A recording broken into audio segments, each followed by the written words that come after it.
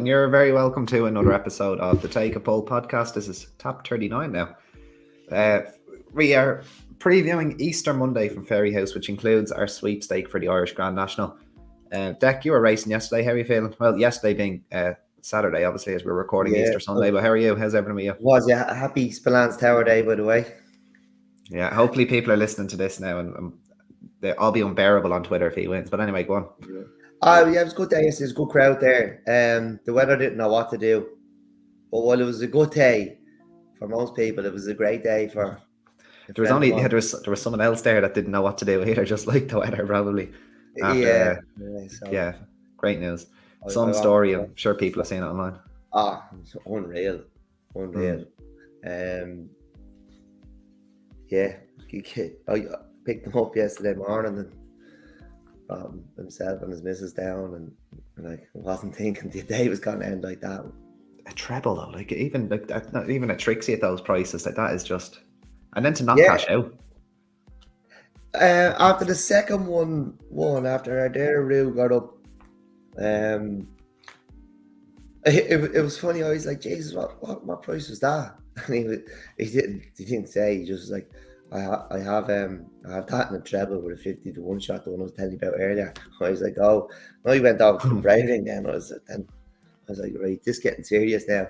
But when I met him again after the race, and I said, what is the cash out? And he said, I haven't checked. So he looked at it, and it was more than the place money.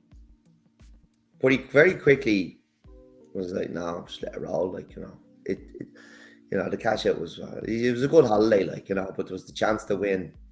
What was like change of money, yeah. Well, it was 116 grand. There's a chance to win 116 grand. And then he checked the account after the last one won. And there was 331 grand in it because of the 2 points on Don Chalon. So yeah, stop. For listeners that probably aren't aware, it was a treble deck with Don Chalon in the first. Ardera Rue, it was at Don Chalon at 9s. Ardera Rue, 33 to 1 in the mare's handicap chase, and then it was Mousy Brown at 50s. Yeah, running down the Willie Mullins Hot Pot Olympic Man. So I think so. Oh my God, the well-backed favourite. Yeah, we're chilling him on the line. We were we were ecstatic at 116 grand. Like, couldn't believe it. That was unreal. And then when he looked in the account, it was like, what? Outrageous. It's what stuff of dreams. I was speechless for a while. Like, it was, and he's such a lovely fella. It'd be like looking at a glitch in your phone, wouldn't it? Yeah. I just hope he gets it all now. And there's no funny business, but it'd be good PR for Cora. Look, we pay out. Open an account with us. We mightn't pay you out, but we pay this lad now. Exactly. But, like a nicer fella you couldn't meet, and he does really know his stuff. Like, he picked them. There was no luck involved there. He picked them, and he made very good cases for why they'd win. So, like, fair play to him. That's outrageous. He's gone to work this morning. I don't know how you could do that. He didn't want to. He didn't want to let anyone down. That's stand-up guy then. Yeah. Right, well, Dec, we'll move on. So what we're going to do is we're going to cover the Fairyhouse card, and then we're going to come back to the Grand National last, cover the sweepstake. We've got 25 names, I think, in the hat. So unfortunately, if your name doesn't come out, you will have to be refunded if you want to refer back to our Twitter post. But look, it is what it is. A bit surprising that we've only got 21 for the Irish National. We were saying that, I think, on the previous podcast. We won't repeat ourselves, but it is what it is, I suppose, with all these Easter festivals and Spring Festival's been in quite close proximity this year. But anyway, we will move on, Dec, to the 2:05. The clock's gone forward, so the starting time's gone forward too. The Farmhouse Foods Novice Handicap Hurdle. This is over 2 miles, and this is where I thought we would see Attaboy Charlie earlier in the week, but he didn't even get an entry. So straight into the Grade 2, which we'll probably talk about on a later tap. It's off today as we record on Easter Sunday. Redstone, probably the interesting one here. He was still travelling okay in that race that was won by Mousy Brown, a very, very messy race. Decent form in the book there as well, beating the likes of King of Kingsfield. A big field in 19, Dec. Implicit is likely to be the favourite, with Redstone probably up there as well in the betting. And Implicit was one you liked the last day as well. Do you think he has a chance here? No, not on my list here. And Redstone actually forced the last day as well, so Mm. on the list can't be putting Redstone forward now. Yeah. Uh, Ozzy's Lodge is the one I was immediately drawn to hear, and he'd been in the notebook. He was a bumper winner, and he ran in that Firefox Maiden, the same one that Attaboy Charlie ran in, and many others. He was out the back on his handicap debut. Look, to win a bumper, he obviously has ability. He's the obvious choice for me.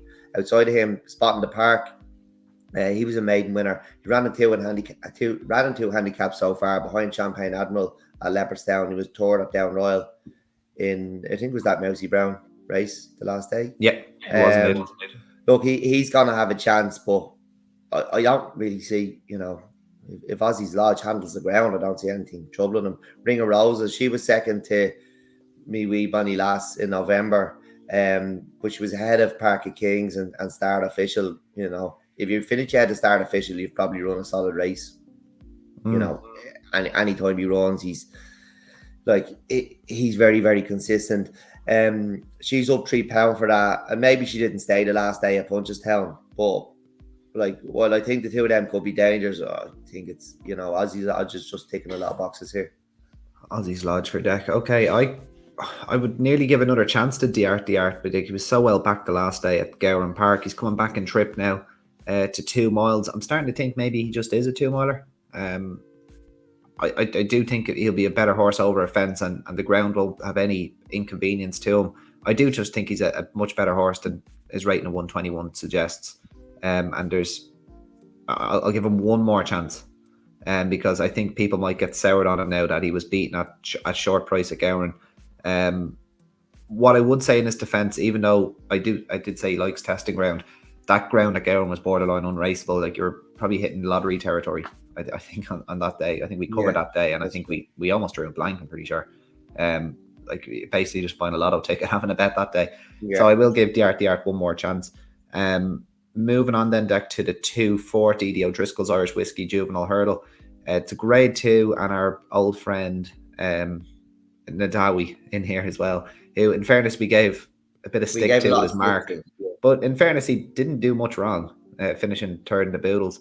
In his defence, I was really taken with Bottler's Secret. It was a grade 3 winner on debut at Nace, beating Pacini kind of as easy as he liked, and he kind of got the message a little bit late. But Dragon Pulse as well is a sire who's been doing well. Has to carry a £3 penalty though, Dec. Who do you fancy here? I do fancy Bottler's Secret. I know he has to give weight away, but he was so impressive the last day. His jumping, like when he went down to the first, I was like, there's me money done. But like, he really warmed when he improved throughout the race. He was so impressive. Was really, really taken by him. And I think he could give away weight here and beat this. I think he's really, really nice. Give Me 5 is the Raider. He's won his first 2 in Britain before he was just held by Khalif de Berlay in the Adonis. But I'm not sure of his previous form. I know he's won 2, but I'm not sure what he's beaten really. I find it difficult to work out that form. I think might have said that when I think we covered the Adonis on USO. It was. I'm not sure he's beaten any winners. Maybe he has by now, but I remember at the time he hadn't. And Korea de Blaze, you could give her a chance. She didn't finish the race. She fell at Cheltenham, but I was just quite taken by Bottler's Secret, and I thought the way he improved within his jumps debut, like, it was so impressive. It was really good that day. So I was there that day. Like we said the other night, sometimes you're just taken by a horse when you're there, and it sticks with you. And it's another case of this. And any shout for the Balger debutant, Eastern Legend, winner last time out when he was seen in October on the flat, and is now rated 95. He was rated 79 the summer of last year, but obviously winning on his last start. He's a very interesting runner. I wonder how he'll be able to hurdle. Until we see him jump, it's hard to say. But like, I wouldn't be brave enough to put him forward in a grade 2. No, not at all. I'd have to agree with you on Bottler's Secret, but I am going to back the Philip Fenton horse each way, Carl de Tourelle. You could maybe argue he kind of fell in at Gowan on that ground that we were talking about, beating Pigeon House. But he didn't have travel that day, and there was no real fluke about it. And I think Intolotto just got away from him. He dictated the race at Limerick the last day, and I thought Carl de Terrell, but I thought he came home really, really well to beat the rest. Now Niall Moore was, I think, claiming 7 off him that day.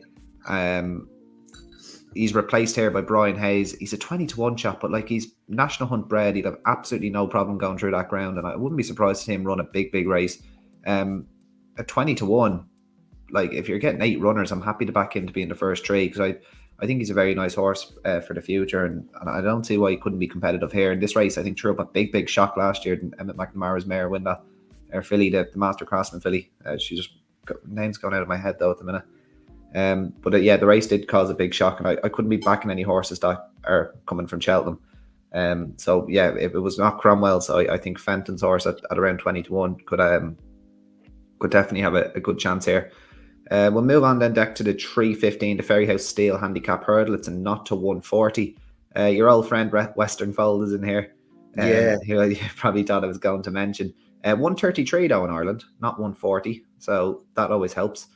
Western Walk, who was a horse and thought I was really keen to see over a fence, is his half brother runs in the Irish Grand National, Churchstone Warrior. So it's good to see him back. He's obviously had problems, and this is his first run of the season. 12 runners though, Dec. Who do you like? Yeah, look, it's hard. Western Fold, I think he's pulled up at Cheltenham, but he still had a hard enough race. Like, he was handy. Yeah, he was in front, yeah. And I'm just steering away from horses that ran at Cheltenham, as we said on Friday. I found this really difficult. Moore Park is in here. He got the hang of things the last day. He is top weight on this ground, though. Going to be tough. Western Walk, as you said, he's been off for the year. He's probably going to take a run. He was a maiden winner before following up in a handicap. What could have been is a nice mare when she's dropped into handicap company the last twice, but she's hit the bar. I'd probably, it wouldn't be a confident shout, but I'm probably going with Slamagov Galer. He was a maiden winner. He just held off Church Road Prince. Is he a full brother to Churchstone Warrior? Churchstone Prince, I'm not sure. I think he's in the family. I'm not sure if he's a full brother now, but I'll check that for you while you're talking anyway. Yeah, well, he actually runs in the bumper today at Cork. Right. So he's dropping back into. He's one to keep an eye on there, dropping back into the bumper, back into bumpers. Slamagov Galer, he was well held in his handicap debut, but I think he's better than that. I think it was just a below form run. Look, I'm not overly keen on any of them. It would be a tentative selection. Yeah, I'm going to be tentative here as well. But if Western Walk is in any way fit and is okay, like, he could be very, very good.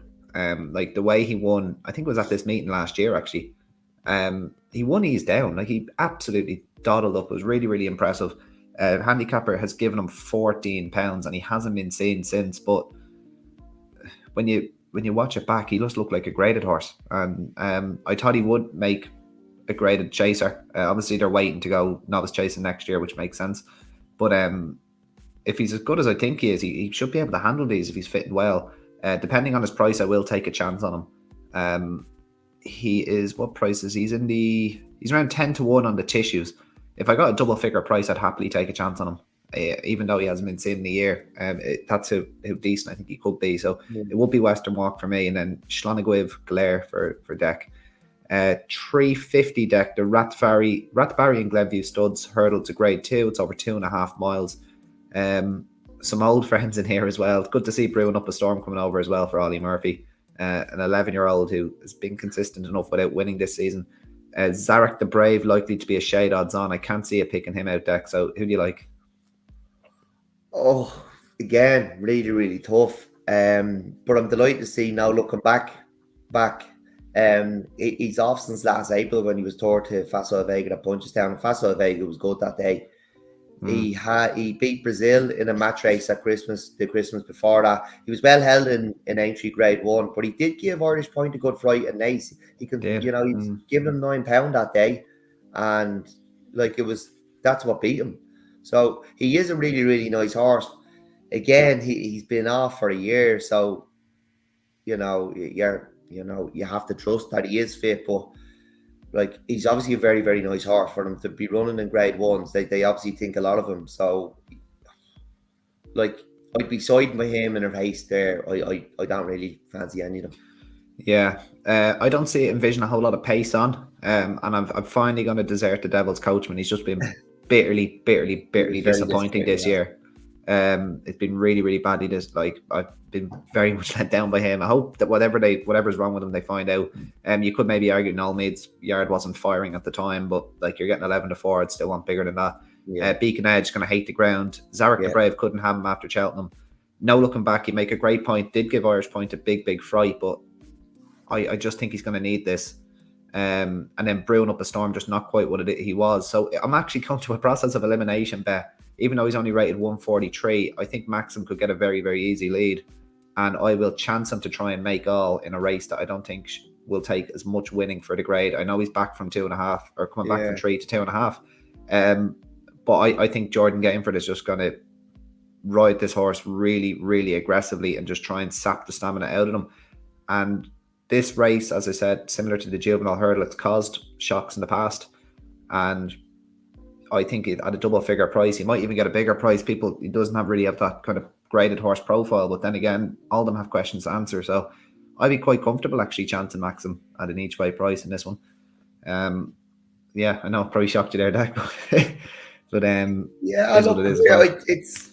it's difficult to make case for a lot of them. Like, I'm trying to make case for now looking back, but he's been off for a year. If he wasn't off for a year, I'd probably be keen on him. But nap at the top territory, probably. Sorry? Nap at the top territory, possibly, because I would have been keen on him myself. But and he wouldn't be the price he is. No. If we'd have seen him this season, like he could be favourite for this race. So, yeah, absolutely. Like, I suppose if he is fit, he wins. But he's probably going to take a blow. Probably. Moving on to the McInerney Properties Fairyhouse Chase. It's a grade 2. St. Sam, you're 11-10 favourite. Journey with Me needed the run last time out. Appreciate it. Skipped Cheltenham. Nice early season form in the Durkin, but hasn't been as good since. Espinito Bello, Fildor, and Rebel Gold rounding out the field. Who do you like here, Dec? Look, St. Sam's, he's the new easy game, is he? He's probably just pretty much. He probably just got through the summer mopping up a lot of these type of races as well. But he has to give weight away here. Like Journey with Me has jumping issues. I just can't trust him. Same. Appreciate it. His best runs have come at Punchestown. Like the John Durkin run was a massive run, but like the horse is riddled with ability, but he has issues. Like he hangs all over the straight. Like they're all hard to trust in here. I mean, I trust issues with them all. And St. Sam does have to give the weight away. I'd probably go with Appreciate It on a going day. If he repeats the run of the John Durkin, he wins this. It's just all day long. Can you trust him to do it? And like it looks a penalty kick for St. Sam until you realise he has to give weight away. So like it's probably going to be Appreciate It. I would love to see him win it. I'd love to see him have a big day. He has the ability to win it. He just needs to be on a going day. He just needs to not hang on over the shop. Fully agree with you. Would you take a chance then? He's 7-2. Would you want a bigger price to be taking a chance, or do you think that's fair? Oh, he's probably a difficult one to price up because he has so much ability and he's such a big profile. Like he's, he was Supreme Novices winner by half the track, and he ran in the champion hurdle. He did miss some time, but he was probably well fancied for an Arkle at one stage. He's definitely well fancied for the Arkle that El Fabiolo, or the Irish Arkle that El Fabiolo won, I think. Yeah, he's favourite for that, I think he was. Yeah, favourite for that. And like he did look, and although he was getting on a bit, he did look to have the world at his feet at that stage. And like he's loads of ability. It's just he's a couple of issues. I don't know. Would you get Jody McGarvey up on him? Do you think he's that mad? Do you? I do think there's a couple of issues in his head. Yeah. But And then there's no reason why a horse with his much ability hasn't been winning races, like other than I don't know, he's not letting himself. Yeah. And then finally, Dec, just before, because we didn't touch on him, Fedor, who I think cost what, 600 grand, and he's in here as a 9-2 shot. Never really went a yard in a Ryanair, though, did he? No. Like, did they drop him out to get the trip and just never got into it? Like then Dr. Danos. Yeah, Dr. Danos. You don't think you get the trip today or tomorrow? No, I just think he could be a 2-miler. Yeah, I've changed my opinion on him, as I thought he'd be a 2.5 to 3-miler at the start of the season, but then you start to look through the Dr. Dinos, and they're just very, very fast horses for national hunt breeds, and I'm not sure this lad maybe quite stays, but we'll see. It's still early days. Yeah, look, I fancied him in the Ryanair, and they probably dropped him out to get the trip. And like sometimes, if you don't get into the race, you can't get into it. Like maybe that's just what happened there. But he ran in the Ryanair, so just pull a line through. That's it. Yeah, fair enough. Moving on to the 540, then we'll skip the Irish Grand National. We'll finish with that. So this is it's a handicap chase, isn't it? The Evergreen Building Services handicap chase. 3 miles. Birchdale heading the weights. Walk Away, who has been a bit in and out since coming back from a big layoff. Good old St. Denis as well, who's still having the time of his life. Winner last time out as well. What great job that Ian Donoghue's done with him. Who do you like here, Dec? I like McDermott. He was going okay when he fell at Limerick. The race was Hurricane Cliff, and I did put Hurricane Cliff up for the race today, the one that Connor Harla has had the ears punted off him in. Not surprising. that was McDermott's chase debut. I think he's going to improve again. Like, he wasn't beaten when he fell, and he might be just a little bit smarter today. I'd be keen enough on him now. Right. Well, I'd trust you with that one. This is a race that I just couldn't. I couldn't find myself getting into. I did keep coming back to St. Denis as well. Like, he's just so progressive and likable. So with a gun to my head, maybe him, but I'll probably trust you, Dec, that you have this one down. I know you do like McDermott, and you're dead right. He was not done with when he fell. So, yeah, fair enough with McDermott. We'll finish with the bumper at Leinster Reinforcements in Brazil Piling flat race over the 2 miles. Dec, who do you like for the concluding race of the Easter Festival? No opinion on it. Sorry. No. Fair enough. I'm not surprised. Good old Redemption Day. Good to see a nice, promising horse like him still in bumpers. Yeah.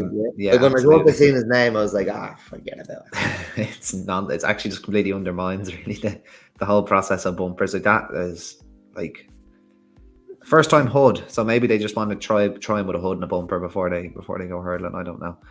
Coco Masterpiece is probably going to be your short price favourite after beating Fishery Lane at Thurles, who did admittedly run quite well in the champion bumper itself. So, but he is a 7-year-old, so you can't even. There's horses that are really hard to get excited about, even if they do go and win these bumpers, and they're 8-year-olds going hurdling. Then next year, you're like, oh, come on, like. Anyway, it is what it is. So it will be Coco Masterpiece tentatively for me in the last. So Dec, we'll come back to the Irish Grand National. This is going to start our sweep. So 21 runners, and I'll take the odd horses. You take the even horses. That's the way we're going to go with commons, is it? That's it, yeah. So what is it? First name out of hat gets number 1, second name number 2, and so on. And so on and so forth. So the first horse heading the weights, the 148 rated Manila Cocooner, and the first person is there we go, Ben Moran Jackson. So that's actually my brother's mate. So unlucky Ben, I would probably say. It's a horse that I have plenty of time for, Manila Cocooner. Although Grade 1 winner at the Dublin Racing Festival when winning the Nathaniel Lacey, and that was probably the best performance of his career to date. Danny Mullins, it's good to see him back on it, back up on him. But even with a line through, Nick Rocket just doesn't look very well handicapped in any way, shape or form. They're going to try and make the running with him. I've never even seen him as a stayer, though. I think might give you a good run for your money out in front, but I just don't see him staying. unfortunately. So it'd be one that you could cross off the list, in my opinion, unfortunately. So, Dec, your first horse, Churchstone Warrior. Who is going to get Churchstone Warrior? It's Peter Sullivan. So, Peter Sullivan, you are on Churchstone Warrior. What do you think of him, Dec? Look, he was pulled up in the Savills the last day. He had always looked like an Irish Grand National type. They missed the race last year. He does need to bounce back to form. He unseated the day before Leopardstown. I can't see it this year, unfortunately. Right. Well, he wasn't Antipel's favourite for the race last year when he won the 10 up, was he? He would have been, yeah. Yeah, I think he'll run well. Number 3, the favourite Nick Rocket, is Larry Comerford. So, Larry, you have gotten basically 20-1 on a 100 to 30 shot. So, congratulations to you. Look, it goes without saying, Dec, we've had this race earmarked for this horse for quite a while. Yeah. And looks extremely well handicapped. Even on a line through Manila Kakuna in the 10 up, he beat him 14 lengths and is getting £2 off him tomorrow, which is even on a line through that. You've got yourself a fantastic chance there, Larry, of a winner with Nick Rocket. So fair play to you. Next to you, Dec, Favori de Chandu. Yeah. Diane. So that is, Diane. So that is, go on, Dec. Yeah, 9-year-old. He won the Florida Pair earlier in the year. Probably a bit of a surprise to people. He was well held in the 10 up the last day. I think he's a big danger if he can go to gallop, and the fact it's going to be very heavy, they probably won't go overly fast. So I can see him running a big race. Look there. Yeah. Needs to go right-handed as well, so that's good. Senior Chief is David Black. So fair play, David. Was a winner at odds on the last day. They didn't go very, very quick, so despite it looking disappointing, it wasn't a bad effort, but he is a bit of a quirky horse, Senior Chief. He is a novice, ticks lots of boxes. Definitely has a chance off 141. The handicapper actually dropped him a pound for winning that race. And even on a line through Manila Kakuna, I just don't know where 148 has came from at Manila Kakuna. It's such a mean mark. Look, he wouldn't be without a chance, but he is a little bit of a quirky sort. So hopefully he runs well for you there, David. You've got a veteran now, Dec, any second now, who is finally not pillaged by the handicapper. Darren Kennedy, any second now. Darren, look, he's a 12-year-old, but he's down to such a dangerous mark here, and he's the only McManus runner in the field. You know, and I'll try to just get off topic a little bit, but people give out about McManus and Gigginstown having loads of runners in these races. They don't, and it hasn't failed. Look, he's placed that entry twice. The fact he's the only McManus, right? They're going to back him. They're going to punt the ears off him, aren't they? It's the only horse they can back. But look, although he is a 12-year-old, he has a right chance, I think. Yeah, Mark hasn't missed him either. Dec, this is probably our selection here in Tant Rafi. And the fixed allegations could surface now, depending on who gets this one. Donica Lonergan. Donica, congratulations. We'll send that money over to you immediately. Donica, congratulations. You've gotten the horse that has given the Irish handicapper the biggest headache imaginable since he's came over to these shores. Really impressive in 2 runs, and looked a graded horse really the last day. I know he probably didn't beat a whole lot, but he was so awesome over those fences. Barely came out of second gear. He's 6, isn't he? He's only a 6-year-old, isn't he? Yeah, he is. Yeah, only 6. Like this, you wouldn't be out of the realms of possibility of being an Irish Gold Cup horse, this lad. He could be that good. We don't know. 140 almost certainly underestimates him anyway. Win, lose or draw here. So Donica, congratulations. You've got a fantastic chance of winning this sweepstake. Next one, Dec, on the list is Yeah Man, number 8. So Adam Gennard on Yeah Man. I'd say Adam has backed Yeah Man as well. I actually say, I think he has. I'm almost certain he commented on the post saying he liked Yeah Man, but he has him in the sweep now. There's fixed allegations coming forward now. Yeah, man, he won the national trial at Haydock in absolutely awful conditions. He is taking a lot of boxes. He's a horse with a really big chance. Absolutely. Deal Care. Oh boy. Deal Care. Daryl Miley. Condolences, Daryl. What can you say about Deal Care? A handicap chase stalwart in this country for a number of years now. Like that, in fairness to him, he does have a run or two every year where he turns up at a big price and runs a huge race. Ran quite well in the Paddy Power at a big price, but he's often ran well in that race at Leopardstown. He was second in at 40-1 last year as well. Seventh in it, I think, this season. But he was beaten a long way by meeting of the waters, but that was a well-handicapped horse. Ran okay in the Thyestes. Not so good though in the Leinster National since. Look, you just have to hope he's on a going day. He's not hiding anything from the handicapper, and he'd be a surprise winner for sure. Dec, another one for you, Dunboyne.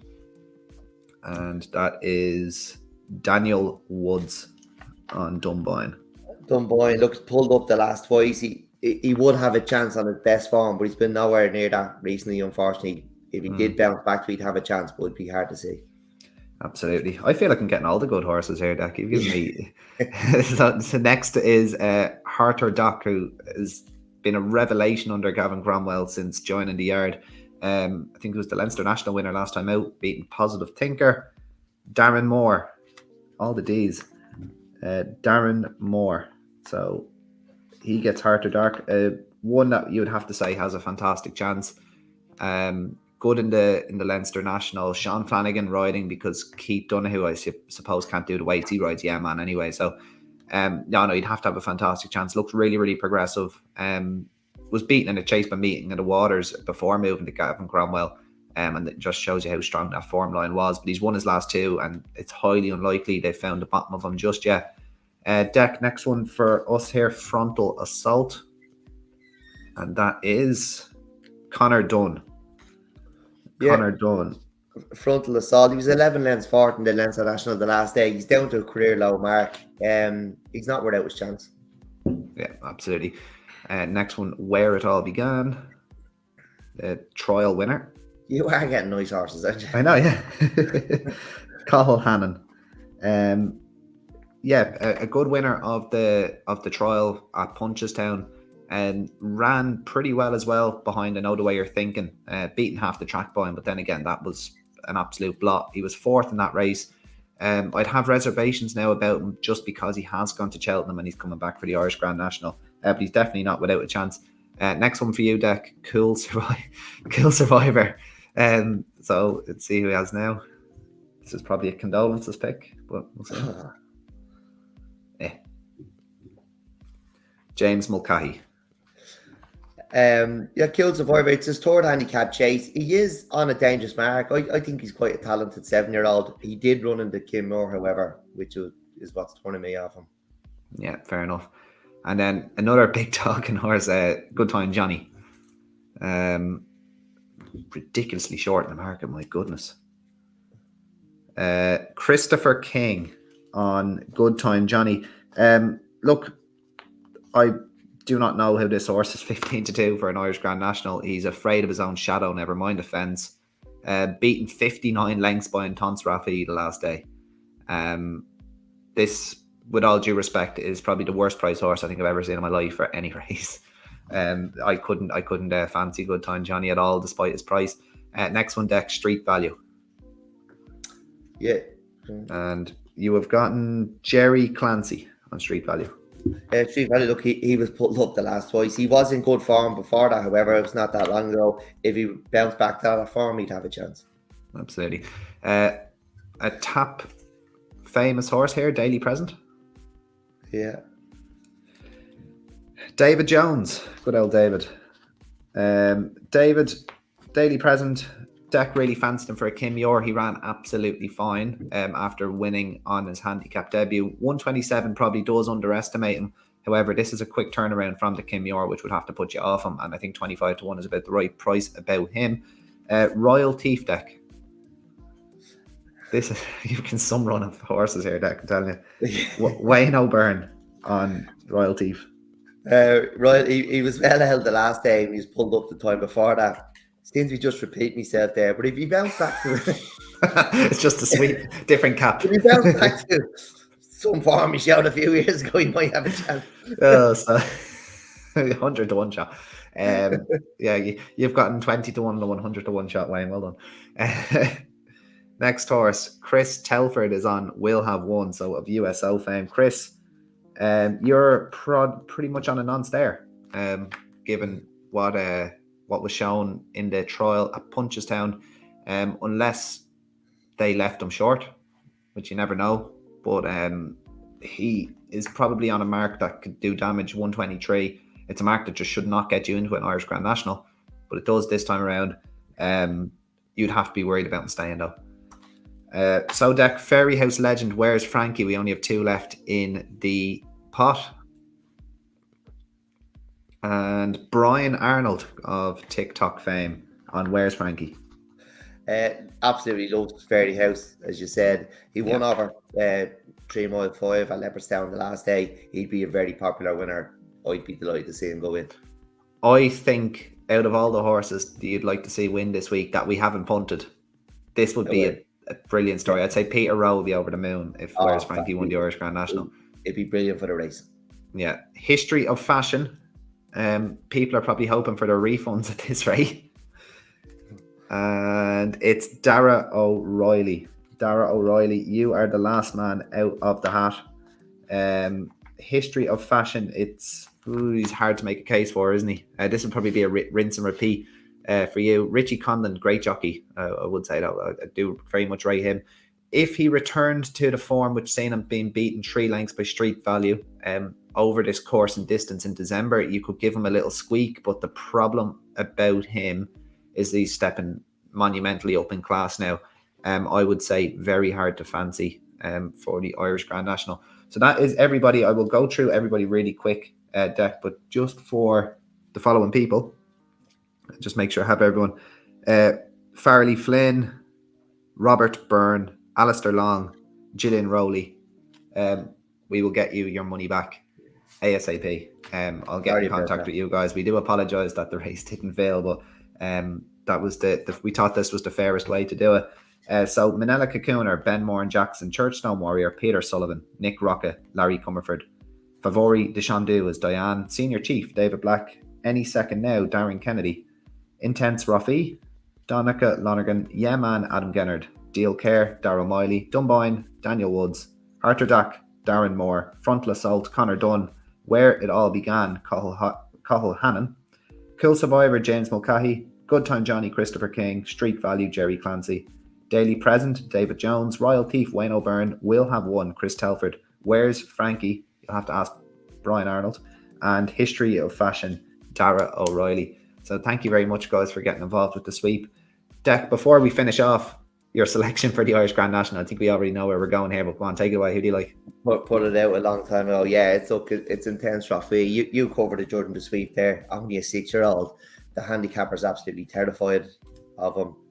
You know, people were raving about Iroko all season, even though he was going to jail them on the back of an injury. If they think that much about him, they'd have to like intense raffles. He beat